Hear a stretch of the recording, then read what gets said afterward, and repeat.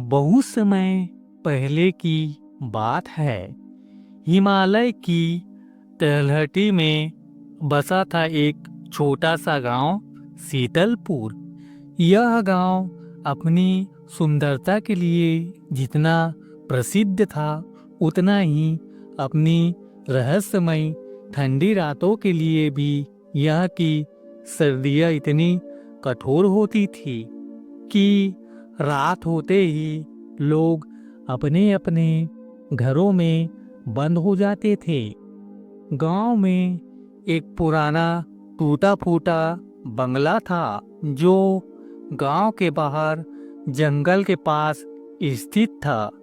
कहा जाता था कि हर साल सबसे ठंडी रात को उस बंगले से अजीब आवाजें आती थी। कभी किसी के रोने की, कभी धीमी पदचाप की। गांव वाले उस ठंडी रात का रहस्य कहते थे। आरव की जिज्ञासा। गांव में रहने वाला एक युवक था। आरव वहाँ पढ़ा लिखा, समझदार और बेहद जिज्ञासु था। उसे भूत प्रेत की कहानियों पर विश्वास नहीं था। जब उसने गांव वालों से उस रहस्य के बारे में सुना, तो उसने तय किया कि इस बार वह सच्चाई जानकर ही रहेगा। उस साल की सबसे ठंडी रात आ पहुंची। बर्फीली हवा चल रही थी। चांद बादलों के पीछे छिपा हुआ था। पूरा गांव सो चुका था। आरव ने गर्म कपड़े पहने, हाथ में लालटेन ली और धीरे धीरे उस पुराने बंगले की ओर चल पड़ा। रहस्यमयी आवाजें। जैसे ही वह बंगले के पास पहुंचा, अचानक ठंडी हवा और तेज हो गई। दरवाजा अपने आप चरमराता हुआ खुल गया। अंदर घुसते ही उसे किसी की कहराने की आवाज़ सुनाई दी। आरव का दिल जोर से धड़कने लगा, लेकिन उसने हिम्मत नहीं हारी। आवाज़ का पीछा करते करते वह एक कमरे में पहुंचा। वह उसने जो देखा, उससे उसकी आंखें भर आई। रहस्य का खुलासा। उस कमरे में एक बूढ़ा आदमी पड़ा हुआ था, ठंड से कांपता हुआ, बीमार और बेहद कमजोर। पास में थोड़ी सी लकड़ियाँ थी, लेकिन आग जलाने की ताकत उसमें नहीं थी।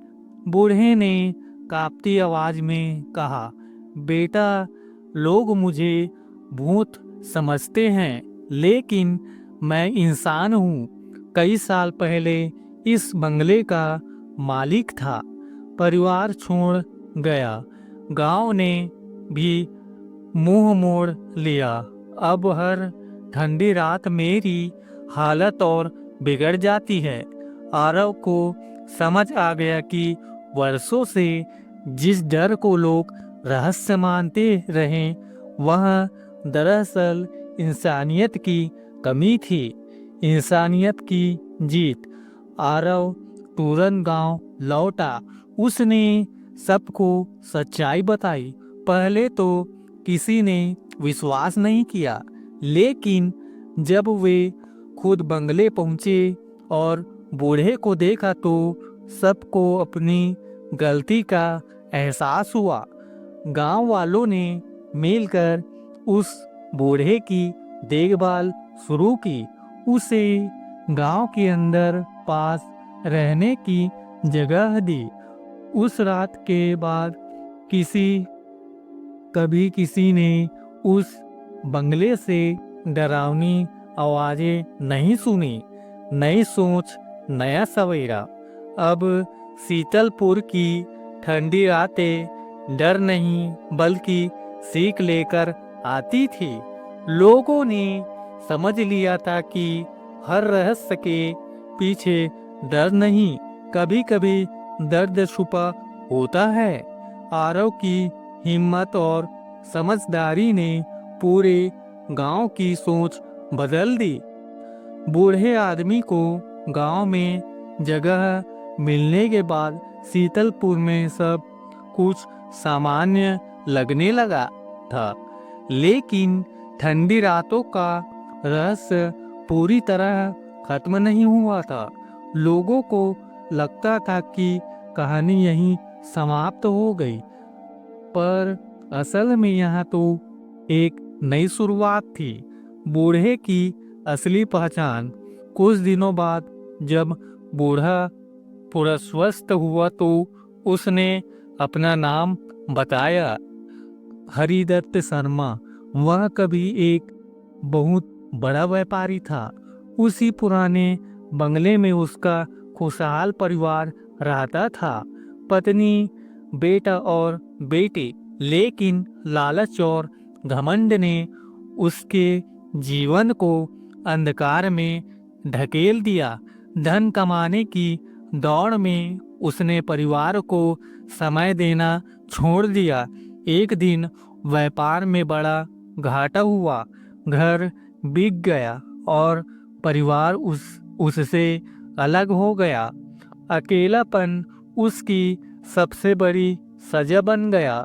हरिदत्त ने कांपती आवाज में कहा, जिस ठंडी रात को सब डरते हैं, उसी रात मेरी पत्नी का निधन हुआ था। उसी रात मैं पूरी तरह अकेला रह गया। फिर शुरू हुई अजीब घटनाएं। हालांकि बूढ़ा अब सुरक्षित था, लेकिन उसी पुराने बंगले के आसपास फिर से कुछ अजीब होने लगा। रात में नीली सी रोशनी दिखाई देती थी। बर्फ में पर बिना पैरों के निशान बनते और कभी-कभी किसी औरत के रोने की आवाज आती थी। जब आरव भी सोच में पड़ गया, अगर बूढ़ा इंसान था तो ये आवाजें किसकी थी? आरव की दूसरी खोज। आरव ने ठान लिया कि वह इस रहस्य को पूरी तरह सुलझाएगा। वह एक रात फिर बंगले में पहुंचा। इस बार उसके साथ गांव के 2 और युवक थे। जैसे ही आधी रात हुई, ठंडी हवा रुक गई। अचानक एक कमरे में हल्की रोशनी जली। सामने एक स्त्री की छाया दिखी, आंखों में आंसू, चेहरे पर गहरा दर्द। आरव ने डरते हुए कहा, आप कौन हैं? उस छाया ने धीमी आवाज में कहा, मैं इस घर की आत्मा नहीं, बल्कि इस घर की याद हूँ। दर्द की सच्चाई। वह स्त्री हरिदत्त की पत्नी कमला की स्मृति थी। उसकी आत्मा नहीं, बल्कि उस घर में जमा हुआ दुख और पश्चाताप था, जो हर ठंडी रात में जाग उठता था।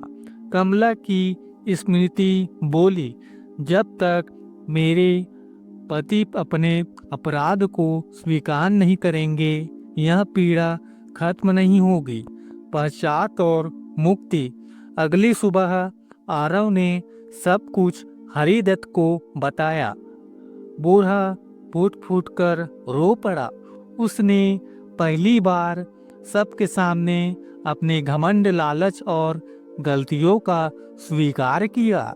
गांव के मंदिर में एक छोटी सी प्रार्थना सभा हुई। हरिदत्त ने अपनी बची हुई संपत्ति गांव के गरीबों के नाम कर दी और जीवन भर सेवा करने का संकल्प लिया। उस रात पहली बार शीतलपुर की सबसे ठंडी रात शांत थी। न कोई आवाज, न रोशनी, न डर। अंतिम संदेश। कुछ महीनों बाद हरिदत्त की शांति से मृत्यु हो गई। चेहरे पर सुकून था। बंगले को तोड़कर वहाँ एक सराय गृह बनाया गया, जहाँ ठंड में कोई भी बगैर ना सोए। अब शीतलपुर की ठंडी रातें एक कहानी सुनाती थी, डर, पश्चाताप, करुणा और इंसानियत की। अगर कहानी अच्छा लगा तो धन्यवाद।